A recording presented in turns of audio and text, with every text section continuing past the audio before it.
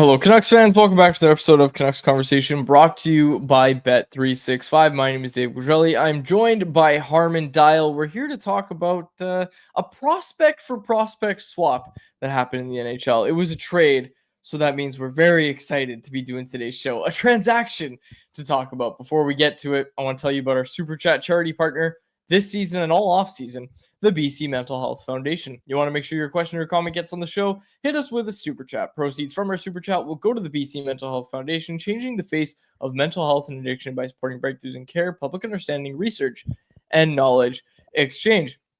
The Oilers and the Tampa Bay Lightning swap prospects, Harm.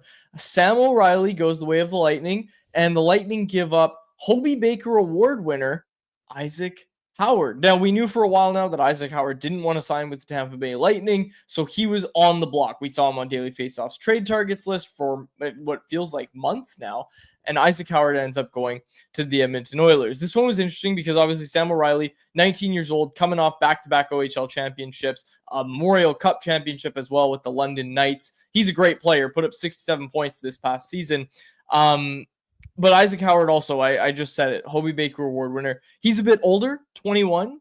He's NHL ready. Like, I was reading up on this at OilersNation.com, and the big thing I saw is that Howard is going to play in the Oilers lineup next season, or at least that's how the club feels. So, to me, this was a win-now team making a move where they said, okay, we need a prospect who's going to help us now, not one that's going to help in a few years like O'Reilly would. Yeah, and especially after losing some of the middle six talent that the Oilers did with Corey Perry, Evander Kane, Connor Brown.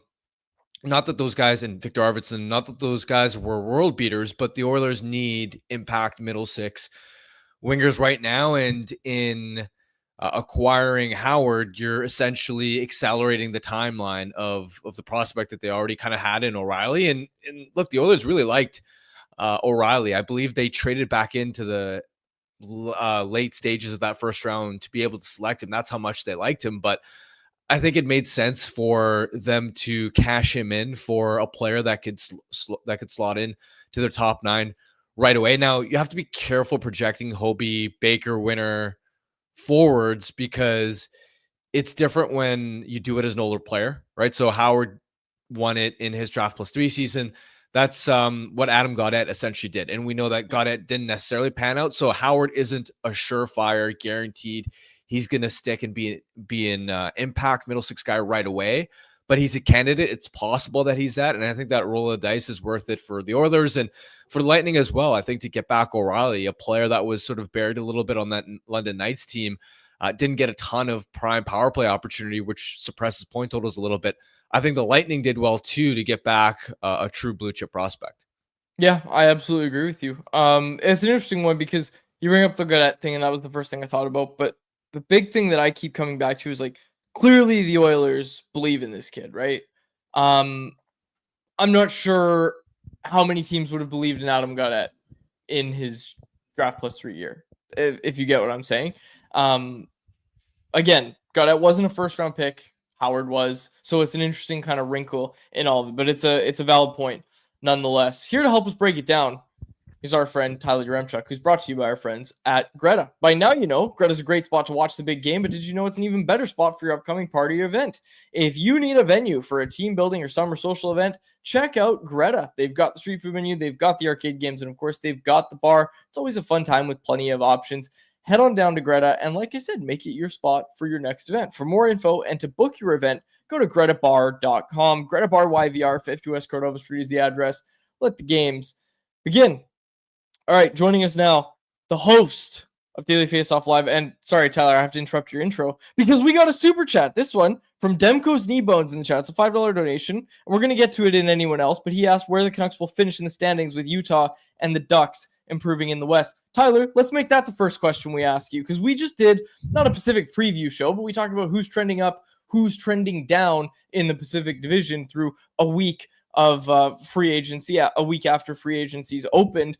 We were trying to figure out where the Canucks are going to finish in the standings. We basically agreed that Vegas and the Oilers were 1 and 2. The Kings got worse. The Kings definitely got worse. So we were saying, okay, that third place in the Pacific might be there, and I made the argument that it's going to be very important to get that because those Central Division teams, the Utah Mammoth specifically, those teams look like they're going to take the wild card spots just like they did this past season. Yeah, I think it's very easy to sit there and point to the 5 spots going to the Central, only 3 in the Pacific. I just think every team outside of Edmonton and Vegas have real profound flaws. With Vancouver, I mean, you guys obviously talk about it a lot. I look at that center depth as an outsider, go, oh boy, that's probably going to cause some issues.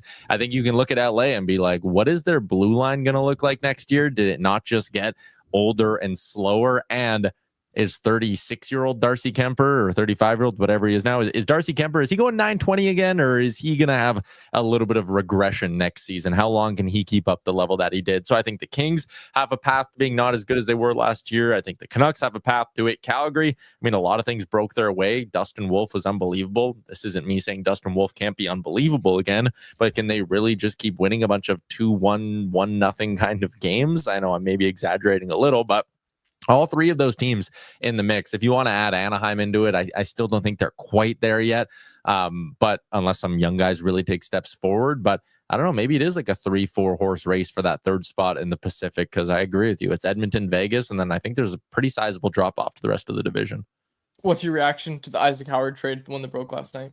Like, not surprising, because we'd heard for a couple of weeks that this is a guy the Oilers had interest in. There was talk on draft day, on night 1 of the draft, that the Oilers were close to getting Isaac Howard. The surprise for me came in the fact they gave up Sam O'Reilly, first round pick from last year. A guy that, as you touched on, they traded into the first round because they liked him so much. Now, a year later, you're parting ways with him. I would have guessed that the return would have been a lower grade prospect and the Oilers' first round pick in 2027.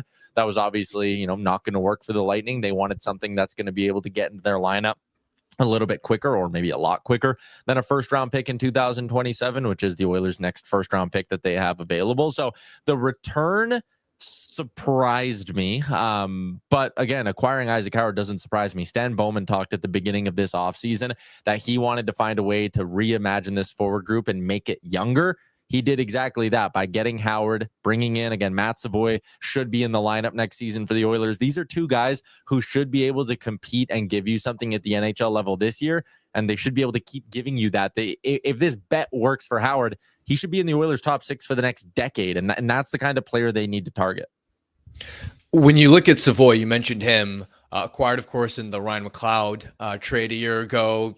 Former top 10 draft pick, had a pretty solid season in the AHL. He's 21 years old now. What are your expectations for his potential NHL impact this coming season? Are you looking at him as a player that now's the time for him to really make an impact? And also with the fit as well, really skilled, fast, but a little bit on the undersized side. What are your expectations for Savoy this coming season?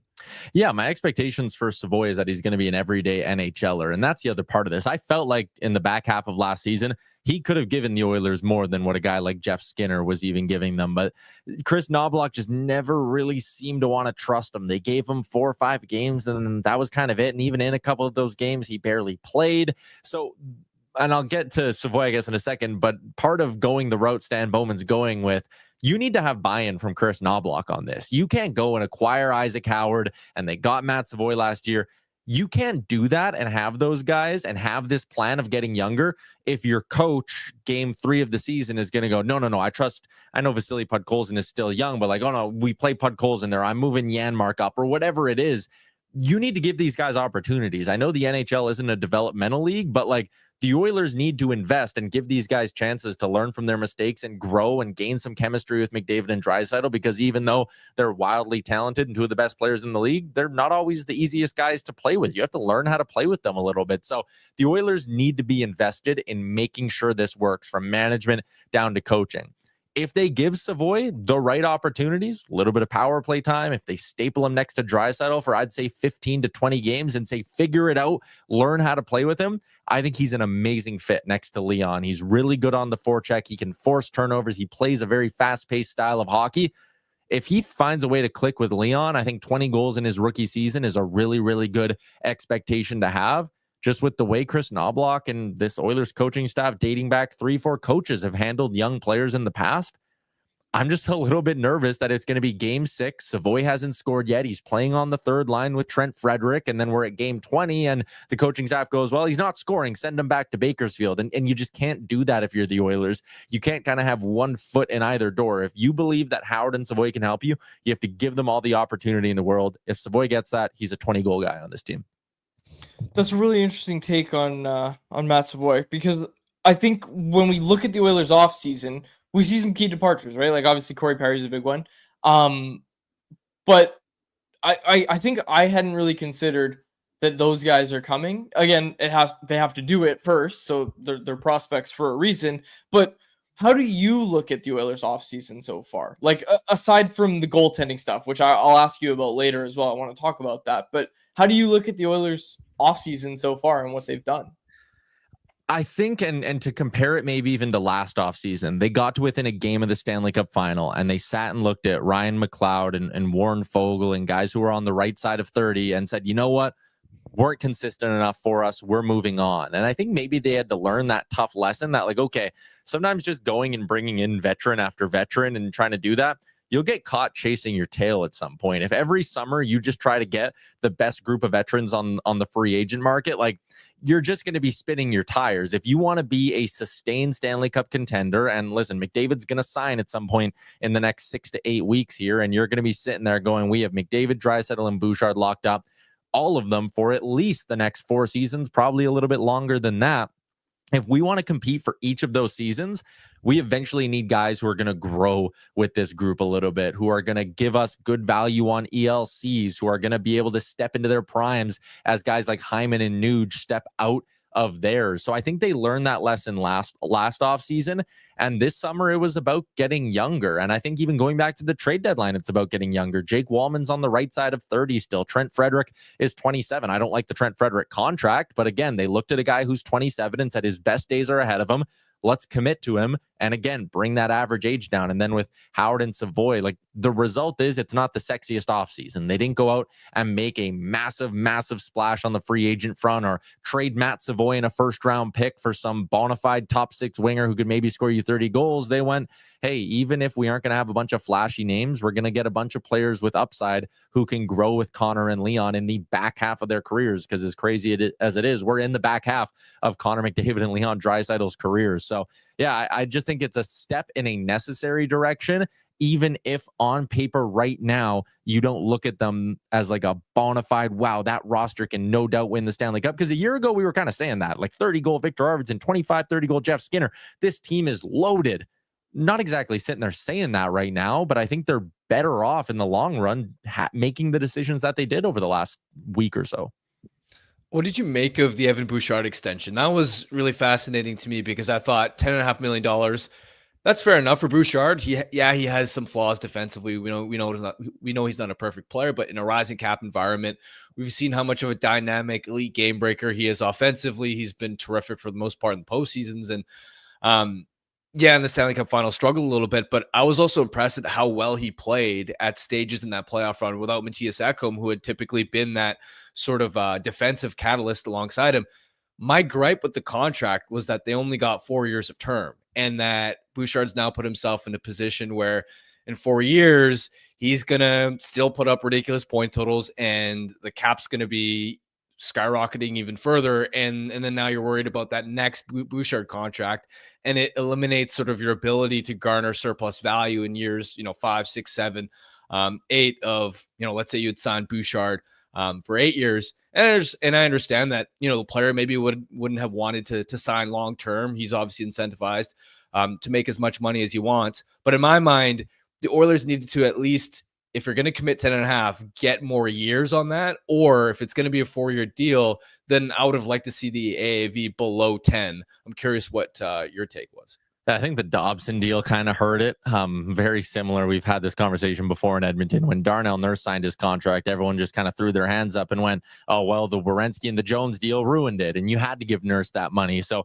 I mean, Bouchard's sitting there going, whoa. If Dobson's signing for 8 years at 9.5 and my numbers are what they are, and I do it in the playoffs as well, and I elevate in the playoffs, you can see why Evan Bouchard was saying, no, I'm worth 10.5 by 4. The threat of the offer sheet from the Carolina Hurricanes definitely meant that Bouchard could maybe kick his feet up and go, fine, don't give me 10.5. See what happens in a week. And the Oilers were feeling a little bit of pressure.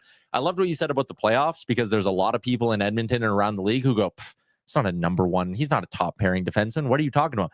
This team won 3 rounds of the playoffs with Evan Bouchard being a top pairing defenseman. There was no Ekholm. He was playing with Kulak and Nurse. Like, he was out there doing the job that people say he can't do. Like, the proof is in exactly what we saw in the first 3 rounds of these playoffs. And even in the cup final, he wasn't great, but no one on that blue line was. So I'm disappointed that it's not an 8-year contract, obviously. But the problem is, in this organization, you can count the amount of times they did this. With Darnell Nurse, right after his first bridge contract, it was like, all right, can they get him 7x6? And it was like, nope, he has to earn it. You sign him to another bridge and you be sure. Well, by the time you're sure, the market changes, the cap goes up, a bunch of other players sign. Now he's worth $9.2 million. With Evan Bouchard, it's the same thing. If they would have just, out of his first bridge contract, went to him and said, we believe in you, 7x7, 8x6, whatever you want to throw out there in that range, whatever combination of numbers would have made him happy. In the moment, there would have been a bunch of people going, why are you committing so much money to him? And right now, it would have been year 3 of the deal, and we'd be talking about one of the best value contracts in the NHL. They did it with Holloway. They did it with Broberg. They could have gone to him in January and said, here's a 2-year deal with a bunch of guaranteed money, relatively speaking. Stick around. You're struggling right now, but we believe in you. The organization said, go out and prove it. And then they wanted to squeeze them because the market changed and the players demanded more money. And then they found themselves in the offer sheet conundrum. Like, Edmonton just seems to want to snap their fingers, and it's different front offices. It's not all on Bowman or Jackson or Holland before. It's happened a bunch of times. They want to have their cake and eat it too. They want to wait till the player is 100% a sure thing, and then they want to sign them to a value contract. And it's like, doesn't work that way. Even when Leon Draisaitl signed, like, Peter Chiarelli's the only one who was able to do this. He signed for 8.5 on that first contract, and everyone was like, whoa, McKinnon got 6 point whatever, Pasternak, and you're paying Leon Draisaitl on the back of one good playoff, $8.5 million. Then he scored 50 goals, and it was the best contract in the NHL. So I don't know. It's just annoying that they refuse to, as you said, put themselves in a position where the contracts can accumulate and become valuable. Now they're going to be at a point in 4 years where everyone who's angry about Bouchard getting 10.5 is going to be mega pissed when he's getting 15 because Cale Makar got 16, and that's the new market. Like, you're, again, back to another line. You're chasing your tail with these contracts if you don't want to actually commit to players. Okay, last thing for me, Tyler. The goaltending. It's always a conversation in Edmonton. I saw people clamoring for a goaltender. Some people still are, but I said this the other day too. It feels like I just see like Oilers media and fans, after complaining about goaltending during the playoffs, they just reconvince themselves that everything's fine. It happens every year. It feels like people are posting Stuart Skinner's regular season save percentage, which is great. That's awesome. But it feels like this happens every year where people just start convincing themselves that there's no problem in the Edmonton goal crease. What say you? Like, they need to eventually get another goalie. My problem coming into this offseason was like, who is it? They couldn't really afford, especially once the Bouchard contract dropped, they couldn't afford to take on Gibson's full money, and they didn't have an expensive goalie like Mrazek to send back the other way to offset it. So could they have gotten in on Gibson? It might have been not impossible. Nothing's impossible. I'm sure they could have thrown enough picks at Anaheim to get them to retain money that they would have, but like, that was the retaining of Gibson was a non-starter for the Ducks, so the Oilers were kind of hooped there. Who else has moved on the trade market? No one of note. Alex Lyon, are you any more confident with Alex Lyon and Stuart Skinner than you are Pickard and Skinner? Like, I don't know, maybe like a little bit, but probably not worth disrupting the room. I just feel like it's at a point where nothing shook loose, so they have their hands were tied. They're forced to just run it back. Like, maybe they'll bring in an Forsberg even got, like, there's just nothing out there. Anton Forsberg, he was maybe a bit better than Pickard, but like, they $2.5 million. I don't know.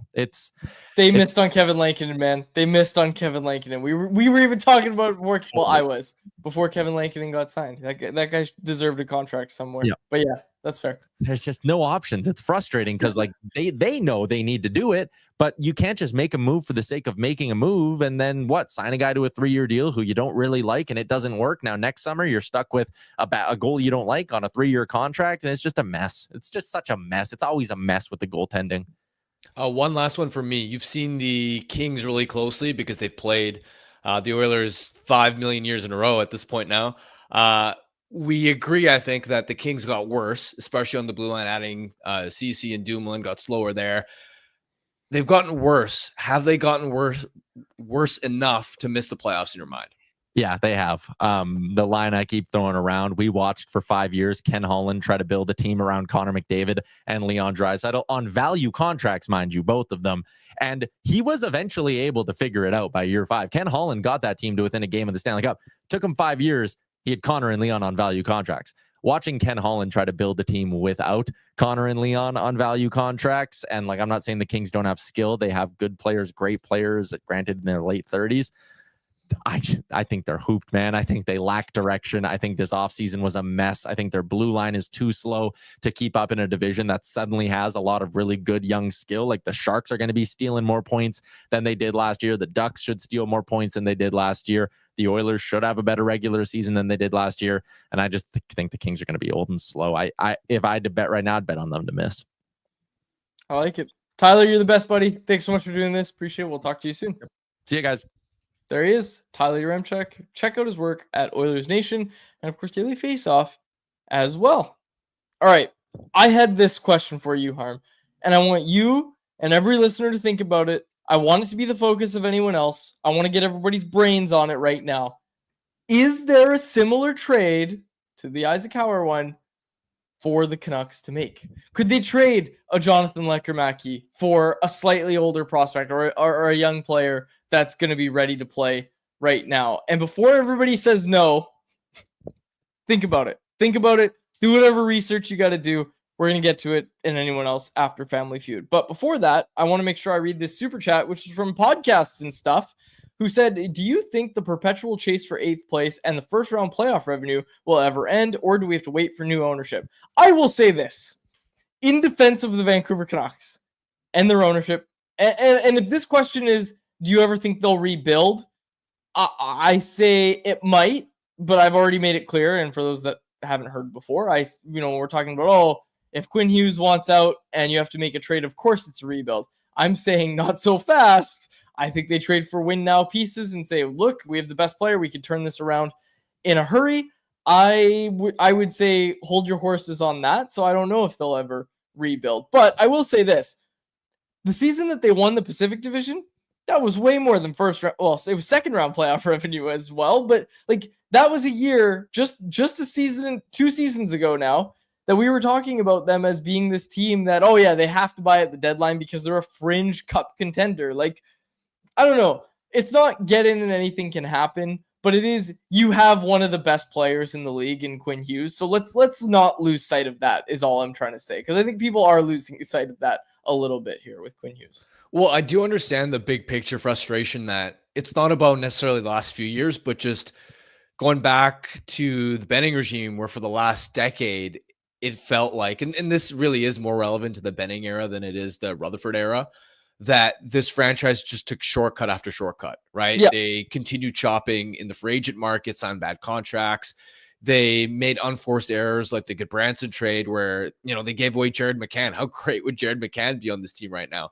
The Oliver Ekman-Larsson trade, like a lot of those early landmine-like mistakes were because they were chasing this idea of just getting into the playoffs. So I think that's where the frustration kind of lies, but I completely understand, like the position the Canucks are in right now, you have Quinn Hughes, you're not rebuilding, right? That just doesn't make sense. You have to do your best to ice a competitive team next season. And at least we can give them credit for, all right, while we may be underwhelmed in the sense that they didn't transform their top 6 forward group, at least they didn't get desperate and make reckless either signings or trades where they're trading away, mortgaging their future, trading away picks and prospects for a mediocre player that wouldn't have moved the needle enough. And ultimately we would have looked at that kind of trade, 12 to 24 months from now and gone, well, why did they overpay for that guy? Here's another thing. Let's go through this scenario. Canucks trade Brock Besser for a second round pick at the trade deadline. What the hell do they do in the offseason? Because it wouldn't have gotten any easier to go get the pieces that they figured out were way too hard to go acquire this offseason. Canucks might still be sitting there with their second round pick in hand saying, does anybody want this? Please, someone take this. Instead, they still have Brock Besser. So hindsight's 2020, 4D chess from Patrick Allvin. Well, I don't know if you can give him too much credit for that, because if we believe some of the reports out there. Besser, even when July 1st opened, was like third on their priority list after Dvorak and Mikhail Granlund. So in another world, I want you to think 40 chess. in another world, it's they lost Brock Besser for nothing, and instead they have Mikhail Granlund on like a 6 million times 4 contract. Just throwing out nightmare conversations on Wednesday edition of Canucks Conversation. All right, let's get to Family Feud. Jacob, technical producer Jacob Azar, who's wearing his mustache, take it away.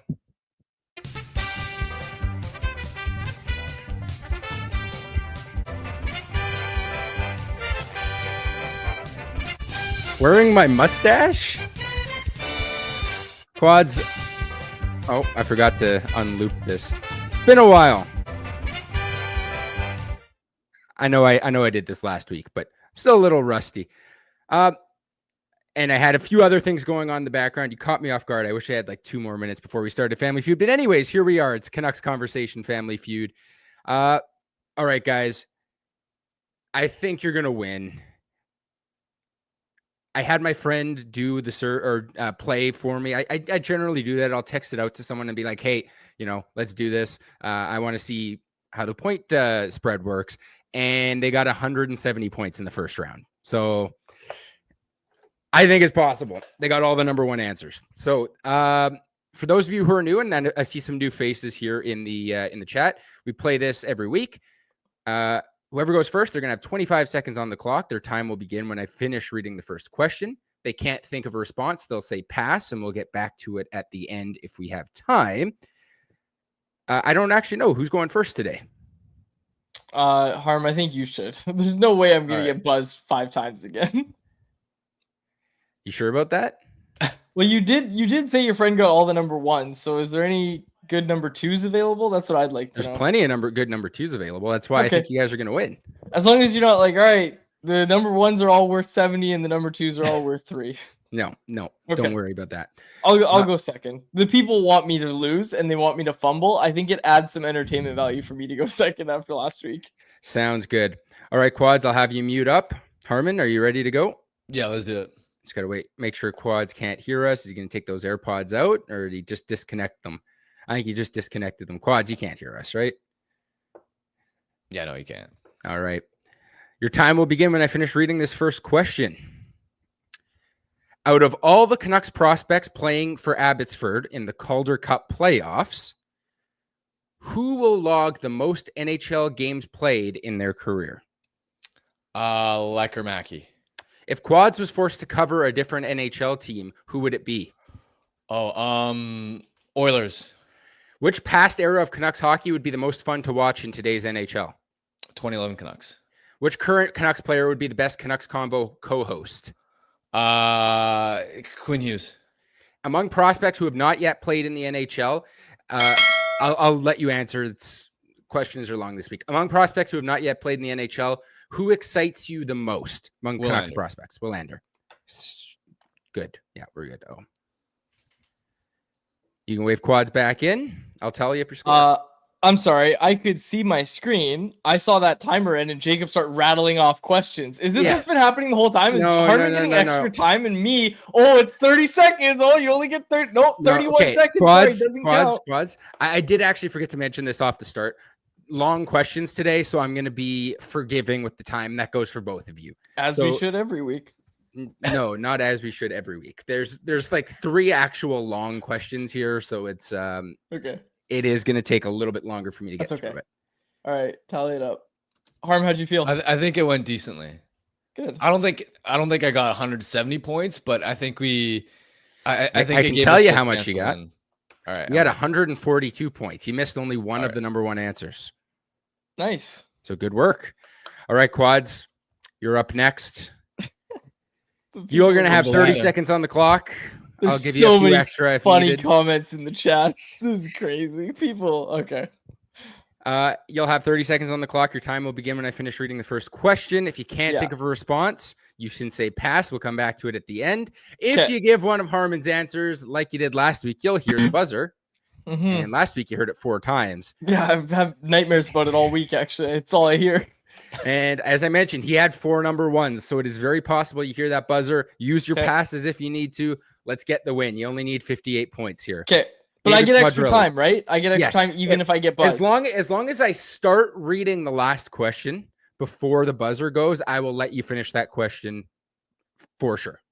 Okay. All right. That's what I did for Harm. I had started reading that question. All right. I'm going to go back and make sure that's the truth. That is 100% the truth. Yeah, let's go. All right. Your time will begin when I finish reading this first question. Okay. Out of all the Canucks prospects playing in Abbotsford for the Calder Cup playoffs, who will log the most games played in their NHL careers? Sheloffs. If Quads was forced to cover a different NHL team, who would it be? Panthers. Which past era of Canucks hockey would be the most fun to watch in today's NHL? West Coast Express. Which current Canucks player would be the best Canucks Convo co-host? Hughes. Try again. Myers. Among prospects who have not yet played in the NHL for the Canucks, who excites you the most? Tom Lander. Try again. Yeah. Medvedev. Yeah. Come on. You know what? I knew you were gonna say Medvedev.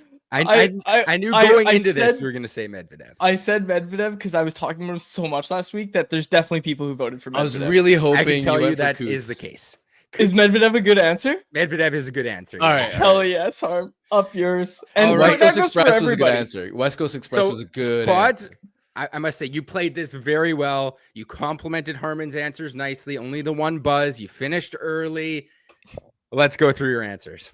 The people in the chat are so. Hachiroku yells LMAO Medvedev in all capital letters. That's a good answer, apparently. Let's go through it, Jacob. Out of all the prospects playing in Abbotsford for the playoffs, who will log the most games? Harmon got the number 1, Jonathan Lekromaki. Quads, Shelovs came in at number 5 with 6. I think goalies. Wrong. Fewer games played for goalies nowadays. He's a little older. I understand why he fell down the list a little. Mancini was the number 2 answer, and Kudratsev was the number 3 answer. And I guess they figure, hey, defensemen, longer careers. I think the data was right on this one. Okay. If Quads were forced to cover a different NHL team, who would it be? Harmon, you got the number 2 answer with the Edmonton Oilers. Quads, I actually have to look. I don't think there was many Florida Panthers. Who did people put Flames as number 3 1? points for the Florida Panthers. Flames. Calgary Flames. Wagon Flames were the number 1 answer. Number 3 answer was the Kraken, and multiple people said just so he could also cover the Mariners. Fair enough. Good answer, people. And then the Leafs in at number 4. So I'm sorry. Do we need like 40 points? Still? 49 more Oh, points. jeez. All right. Which past era of Canucks hockey would be the most fun to watch in today's NHL? Harm, you got the number 1 answer with the 2011 Cup final team. Quads, West Coast Express, number 2 answer, 26 points for you. Okay. Okay. This was a good one. The number 3 answer was the 94 team. And honestly, watching Bure in today's NHL would be worth the price of admission. Number 4 answer was actually like the mid 2000s, the early Luongo, Alain Vigneault years, which obviously early Sedin years as well. I think that's an interesting answer, even if it is only at number 4. Which current Canuck would be the best Canucks Convo co-host? Harm, you said Quinn Hughes. That was actually the number 7 answer. The one time Hughes isn't in the top 5. Quads, you got the number 2 answer. 20 points for Tyler Myers. Number 1 answer was Connor Garland. So we won. No, you didn't. You're 3 points short still. Oh, damn it. Okay. All right. Number 1 answer was Connor Garland. Number 2 was Myers. Number 3 was Evander Kane. And then 4, Jake DeBrusk. Anytime you have media-related stuff, DeBrusk gets his fair share, which makes sense. DeBrusk would be a really good co-host of this show. Yeah, he would. I would, if I could pick any Canuck to co-host this show, Jake DeBrusk. Yeah, like he's very well spoken. Obviously, his dad's been in the media for years, and he's also funny. Dude, I was gonna say he seems like just a cool guy. I haven't gotten to meet him. Obviously, both of you guys have, but honestly, the respondents got it right where Quinn shouldn't rank high. Yeah, but I thought he would. But I thought he would simply because he's the best player on the team. All right, we are into the final question. Is the Medvedev pull enough for the 3 points needed? Tom Willander, Harm, you got it. By far the number 1 answer, 40 points. Braden Coots was the number 2 answer with 26 points. Forgot about him. So I'll tell you right now, there were 4 other players who got enough points for you to win. Medvedev's one of them. We won. One of them is Danila Klimovich. Oh, okay. One of If them is Medvedev Vilmer didn't get the Ulrich. same amount as Klimovich, we're never playing this One again. of them is Anthony Romani. Dave Hall's Look, voting did in Dave this? Hall do this survey 3 times? And he got Alexei both of Medvedev. his kids. Dave Hall and both of his kids filled out the survey. And Alexei Medvedev, Quads, you hyped him up enough. 12 points was enough for the win. Let's go. You guys got to 209. That's right. That's what I'm talking about. Dodging the Fumbelina allegations and everything else people say in the chat. Up yours, all of you. Thanks to all the podcast listeners who don't talk bad about me. At least This not is in the chat. you celebrating this hard. Racking up how many points did he need, Jacob? So Quads got 67 points of the 209. Harm, you got 142. Decent, but the outsized celebration is giving me Elvis Brzlikins beat the shootout, and then celebrates like he won the Stanley Cup. Omega Primer in the chat said Quads forgot about the Canucks first round pick. Yes, I did. I forgot about Braden Coots, but I remembered Medvedev, and that's all I needed to remember. I'm going to quickly read something I saw in the chat before. This is a newer listener. I've seen his name a couple times recently, and I think it's just perfectly builds off what Harmon just said about Quads' celebration. Jay Johnson said, "Gotta say, I like Harmon's demeanor. Cool, calm, just stares ahead like a dead cold killer because he knows his crap. And that straight ahead has that straight ahead, let there be silence persona that can be intimidating. As he puts up 142 points, doesn't celebrate with anything more than a half smile. Everyone Quads usually just goes, "Is giving his Harmon victory high?" lap. Every no, episode, we just just people be, is Harmon high? No, Harmon is not high. He's just No, got Harmon's that. stoic. He's got that dead cold killer mentality. I like it. Demko's Nebo's in the chat said this. Everyone head to the Spotify comment section to roast Quads. Is there a comment section? There on is our a comment Spotify? section on yeah. Spotify. Yes. Get rid of it. I can't get rid of Turn it. it It's off. just Turn it there. off, Jacob. Turn it off. Last thing I'll say before I drop out and we move on to anyone else, the next Family Feud survey is up. Obviously, we're down to like 2 or 3 shows a week. So we'll play it either next Wednesday or Thursday, whichever day we do a show. But I wanted to make sure I got that survey out now in the description on YouTube, on Facebook, on podcast. Also, it's pinned in our YouTube live chat, so you can easily find it there. Nick Pocek. Quads is that guy at the bottom of the podium drinking champagne and giving everyone the finger meme. That's a Top of good the one. podium. We got a super chat from Web.3. Thank you for the super chat. He said, "Harm, are you high? Are we high? Am I high?" Yeah, I had to put a spotlight on it. It was very funny to bring that one. So thank you, Web.3. Appreciate that super chat donation. Omega Primer said this. Another good comment from Omega Primer. Quad celebrating like the Oilers fans in October having Skinner as their goalie. That's a good one. Bongers469 said Harmon is aura farming. I've recently learned about this. You know what aura farming is, right? Yeah. Okay, explain it to me. I don't know if words are the best. It's just like similar to swagger, right? Kind of like an example. I'm using a basketball reference. You're probably not going to get it, but SGA, the Thunder star player who's Canadian, who won MVP and all this stuff. Like people say he has aura with the way he dresses, with the kind of way he carries himself, just kind of being slick, smooth. Pizzazz. Yeah. Karn Unk Quaz doesn't know what aura farming is. I was It's true. just gonna say pizzazz is an unk thing to say. Yeah. You know what I'm saying? You get it. I googled aura farming.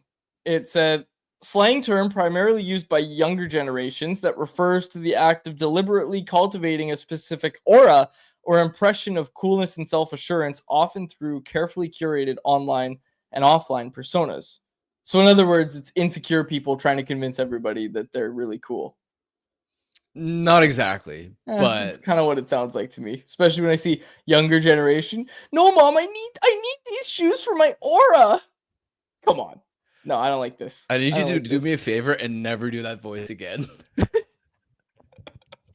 Let's get to anyone else, which is brought to you by our friends at the Vancouver Canadians, who are back on the road this week, but will be back at the Nat starting next Friday, July 18th, with a Friday nooner at the Nat. Fireworks night is on Saturday the 19th, and it's, as always, it's a family fun Sunday on the 20th. Kids get to run the bases post-game. Come celebrate Pride Night at the Nat on Tuesday the 22nd, and on Thursday the 24th, the Seas and Eugene will take part in a doubleheader. 2 games, the first of which starts at 1:05 p.m. For tickets, call 604-872-5232 or check out CanadiansBaseball.com. Okay, we've got a lot to get to during anyone else. We've done the Howard trade. Excuse me. We've done the Howard trade already. I wanted to quickly mention this as well. Canucks announced yesterday that they're headed back to Penticton for training camp. I am very excited about this. I've been saying this for a while. Penticton was my favorite place to go for training camp. I cannot wait to go back out there. Great city, great folks out there, great restaurants like that. That's a really underrated part of Penticton. Well, maybe not underrated, but Penticton has really nice restaurants. And obviously, you and I did the podcast on the patio last year.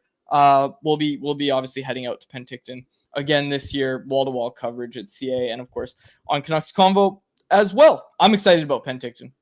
Yeah, South Okanagan Event Center too. It's the perfect setup where they got multiple sheets of ice, and I'm sure we can all remember Rick Tocchet just raving about how nice it was to have multiple sheets so that they could have 2 different groups sort of running set on ice sessions at the same time. Makes things run really efficiently, really smooth, and I'm sure Adam Foote is gonna appreciate that as well.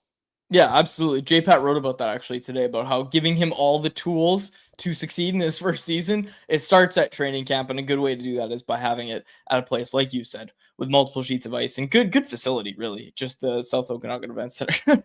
Jacob with a little meme.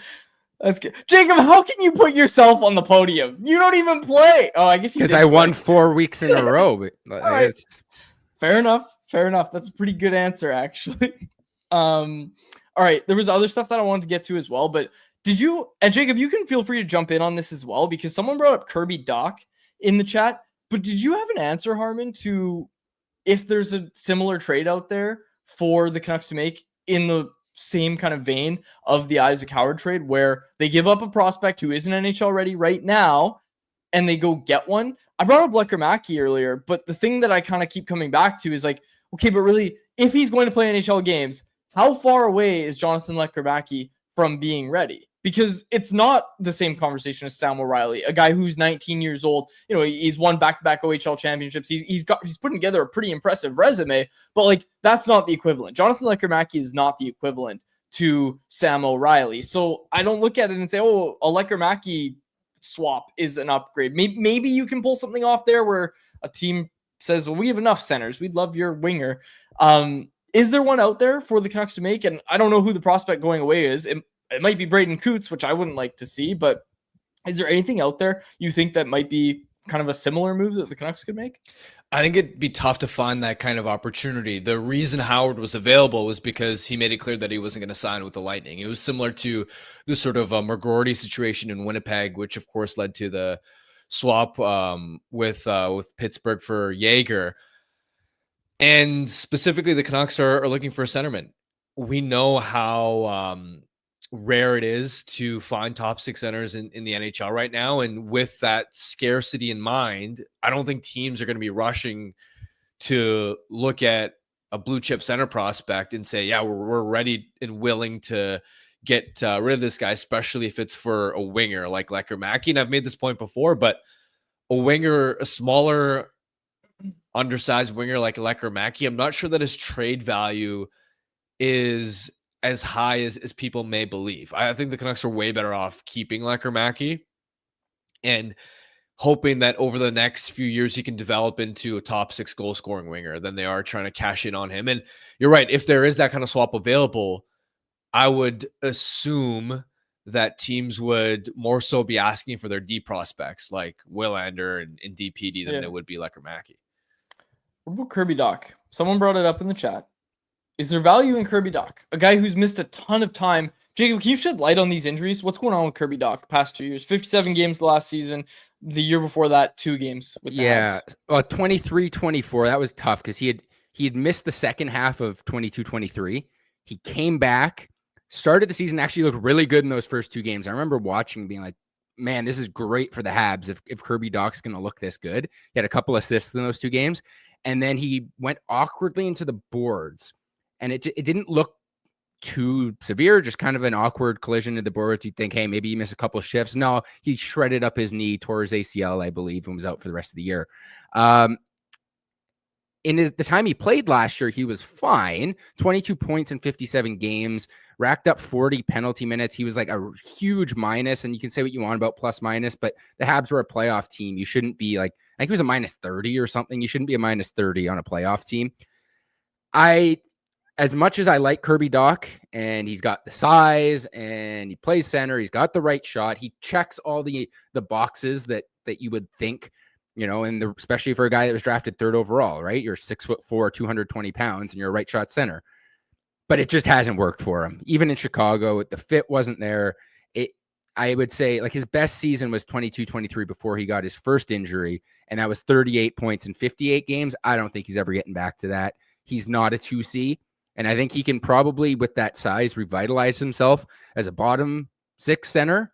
But I don't know. I don't think he's the right fit for the Canucks. I think he's a way better winger, right? You mentioned that absolutely.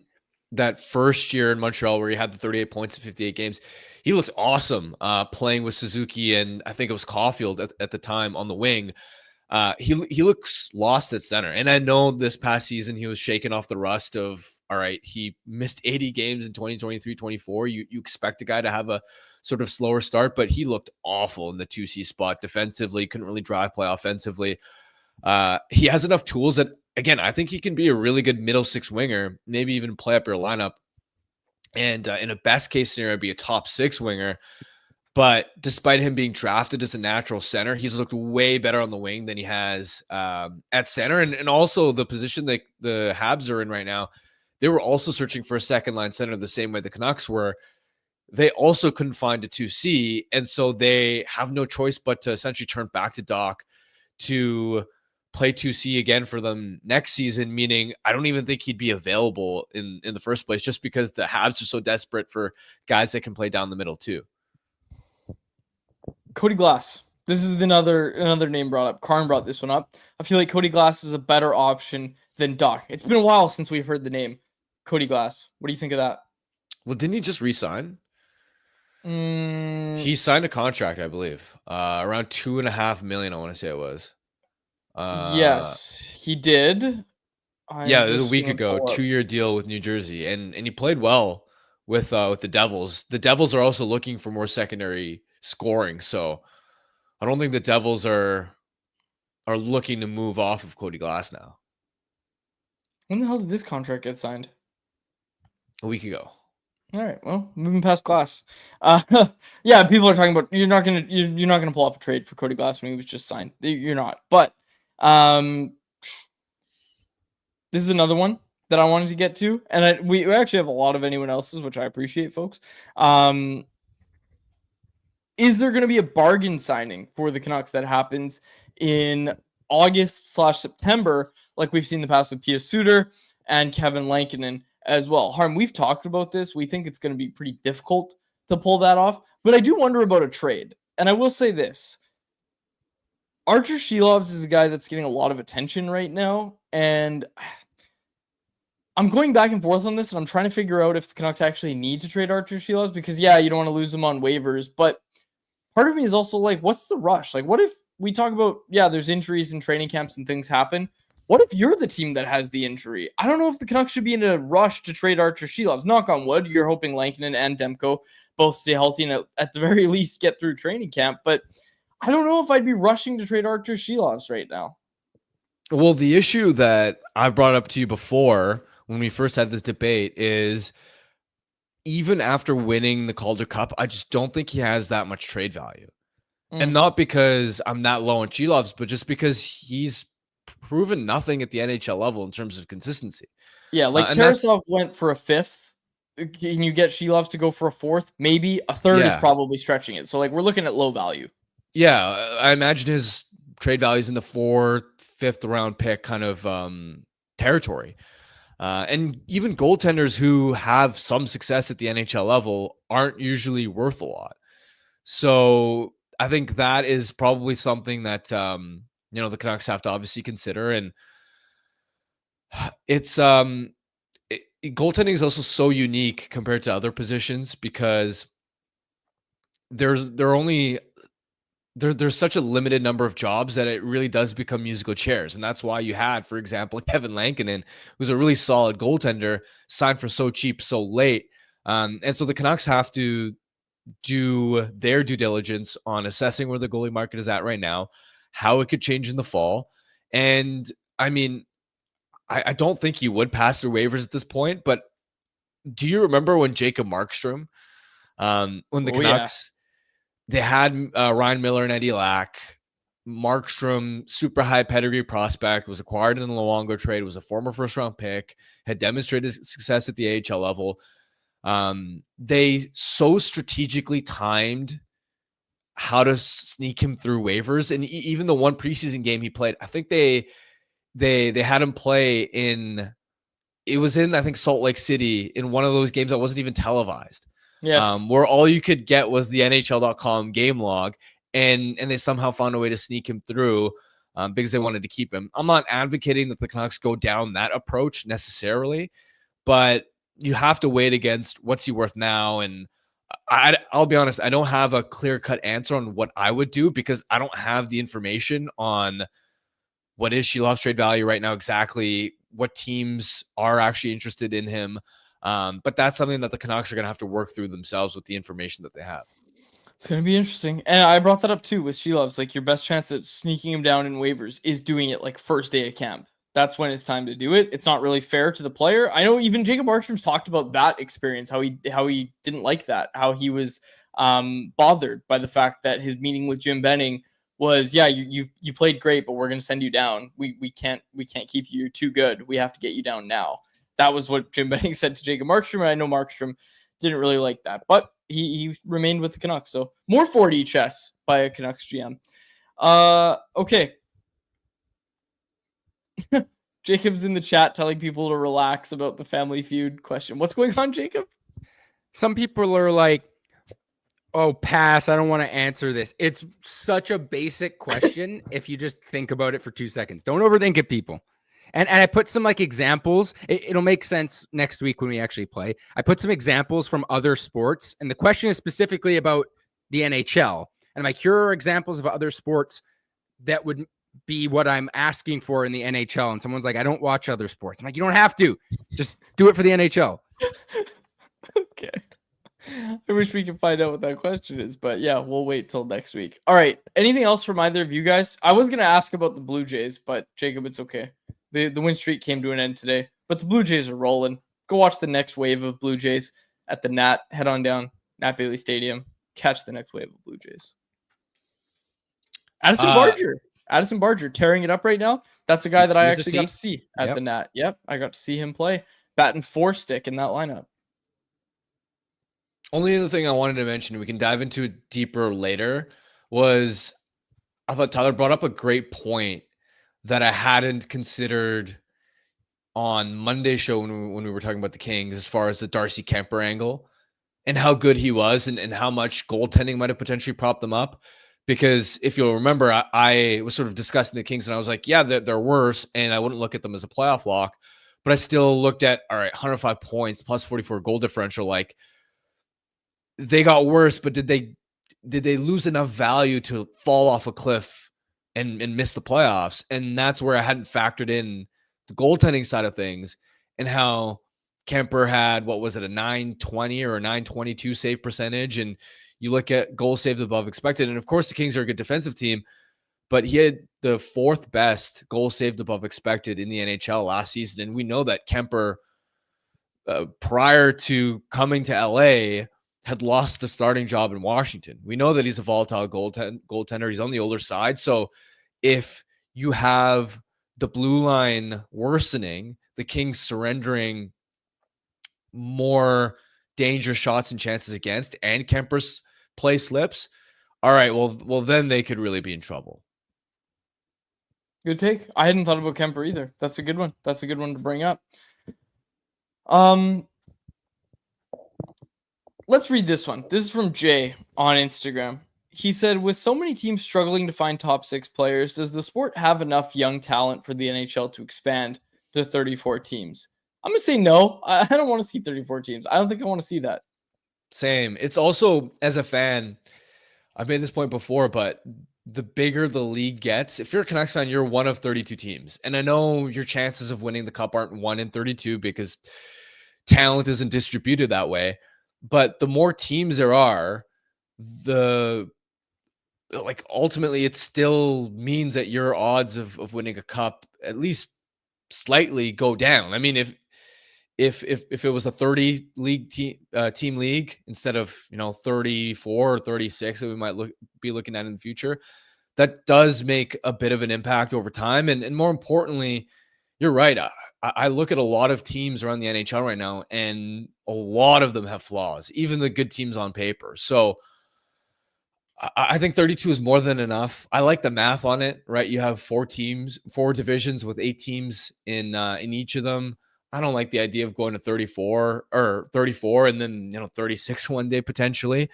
But the owners in the league aren't going to be able to resist it because these expansion fees are just through the roof. Yep, absolutely. I agree with you. It dilutes the league. All right. Anything else from either of you? Nope. All right. Let's get to our Bet365 bet of the day, which is brought to you by, you guessed it, Bet365. Tonight, the Seattle Mariners are taking on the New York Yankees. For some reason, the Mariners are heavy underdogs in this one, even though Logan Evans is on the bump, and we like Logan Evans on this show. We've made some money with Logan Evans. So we are taking Mariners money line. They got beat down last night 10-3, but tonight's going to be different. It's a MLB debut for the Yankees pitcher. What's his name again, Jacob? He's some kid. I don't know. I'm not sure. Hold on. Cam Schlittler. Careful. It can't be good. He can't be good if you don't know him. Exactly. Harmon makes a good point. Take. That's a good take, Harm. Plus 135, you can get Mariners money line right now at Bet365. Whatever your bet is, it's never ordinary at Bet365. Download the app and get it on the game. Use the code NATION at Bet365. Must be 19 plus to play. If you choose to play, please play responsibly. All right, no show Friday. We'll be back on, what did we say, boys? Tuesday next week? Back Tuesday?